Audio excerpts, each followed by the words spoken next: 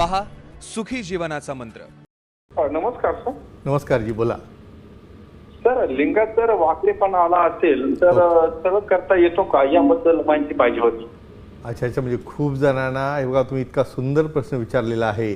काही जणांना जन्मताच म्हणा किंवा वयात आल्यानंतर हस्तमिथून झाल्यामुळे म्हणा किंवा लिंगाचं फ्रॅक्चर झाल्यामुळे वाकडेपणा येतो, त्यात काय करायला पाहिजे हे विचारायचं, बरोबर आहे?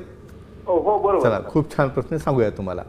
म्हणजे आपल्या ह्या मायक्रो पेनिसच्या अनुषंगानं हे प्रश्न एक्सपेक्टेड आहेत, कारण यामध्ये कंजेनायटल म्हणजे बघा जन्मताच मुलाला काही व्याधी असतात। काही जणांना नाकाचं समजा फट असते, क्लेफ्ट क्लिप असतं, पायलेट असतं, त्याच पद्धतीने मिडलाईनमध्ये म्हणजे हृदयाचं छिद्र असणं किंवा आतड्यामध्ये काही प्रॉब्लेम असतात, सेंट्रल काही अनॉमली असतात आणि वाकडेपणा असतो, सांगूया आपण।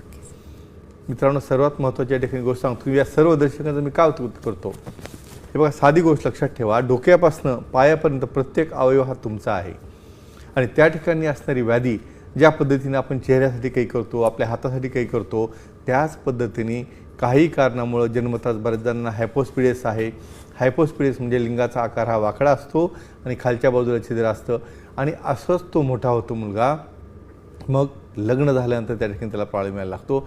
अशा प्रकारच्या वाकडेपणाला फ्रॅक्चरमुळे असो किंवा हस्तमिथून असो याला घाबरायचं अजिबात नाही। का? कारण या ठिकाणी तुम्ही त्या ठिकाणी लाजून त्याला लपवून ठेवायचं नाही, कारण पार्टनर जर त्या ठिकाणी तुम्हाला पेन होत असेल त्यांना किंवा कुठल्या प्रकारचा क्रिया करताना त्यांना त्या ठिकाणी कसल्या प्रकारचा डिफिकल्टी होत असेल तर तुम्हाला अलाव करणार नाही। तर अशा प्रकारच्या गोष्टींना अतिशय ॲडव्हान्स थेरपी आहेत।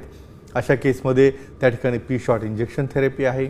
बऱ्याचदा हायफिम टेक्नॉलॉजीच्या वेव्ह टेक्नॉलॉजी आहेत, ज्या आपल्या दादर येथील सेंटरला उपलब्ध आहेत।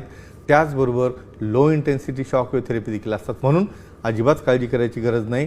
तज्ज्ञांना भेटा, सेक्सॉलॉजी सिरोलॉजिस्टना भेटा, अतिशय चांगल्या प्रकारच्या ट्रीटमेंट आणि उपाय आहेत आणि ते घेऊन तुम्ही तुमचं लैंगिक आयुष्य नॉर्मल पद्धतीने जगू शकता।